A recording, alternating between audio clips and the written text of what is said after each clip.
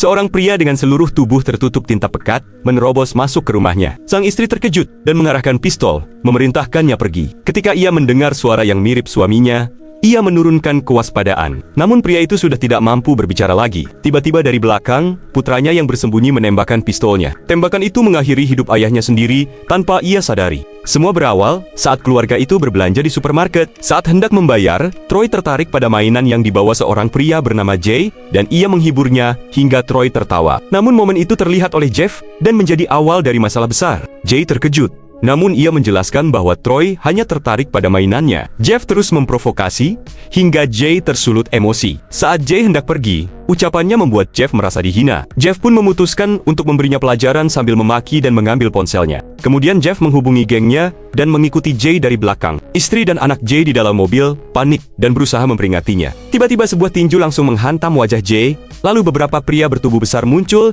dan ikut memukulinya. Pria itu dipukuli tanpa bisa melawan. Setelah Jeff dan kelompoknya pergi, barulah anak dan istrinya keluar dari mobil. Sang istri memeluk tubuh suaminya yang sudah tak berdaya sambil menangis keras. Sementara orang-orang itu pergi dengan sombong dan sejak itu, benih dendam tertanam dalam hati sang anak. Beberapa hari kemudian, Troy memohon kepada ayahnya untuk pergi berselancar darat, tetapi ibunya menolak. Namun setelah ayah dan anak itu berjanji akan mengerjakan semua pekerjaan rumah, barulah sang ibu mengizinkan. Mereka bersenang-senang di hutan, tetapi dalam perjalanan pulang, sebuah van menghalangi jalan mereka. Jeff memberi isyarat agar van itu menepi, tetapi tidak ada respon. Ia pun turun untuk mengecek. Saat itu, beberapa pria besar keluar dari mobil dan memaksa Jeff naik ke dalam van. Troy berusaha lari mengejar, namun percuma. Ternyata di dalam van itu, ada anak yang dulu ayahnya dipukuli Jeff dan gengnya. Mobil itu berhenti di sebuah gudang, tempat seorang pria berbadan besar sudah menunggu. Namun mereka tidak memukuli Jeff. Mereka justru melakukan sesuatu yang jauh lebih kejam. Kau selalu merendahkan orang yang berbeda darimu, merasa dirimu paling tinggi dan paling berharga, bukan? Kalau begitu, kami akan mengubah penampilan yang paling kau banggakan menjadi sosok yang paling kau benci. Kemudian mereka mentato seluruh tubuh Jeff dengan warna hitam.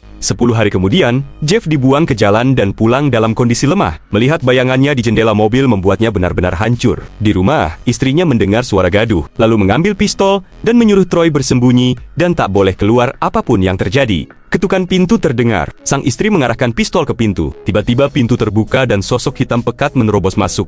Sang istri mengancam akan menembaknya jika ia mendekat. Namun ketika mendengar suara yang mirip dengan suaminya, ia menurunkan pistol. Pada saat yang sama, Troy yang berada di belakangnya menembak pria tersebut tanpa mengetahui siapa dia yang sebenarnya. Jeff tidak lagi bersuara. Pistol yang dulu Jeff gunakan untuk mengajari putranya, pada akhirnya menjadi senjata yang digunakan anaknya sendiri untuk mengakhiri hidup ayahnya.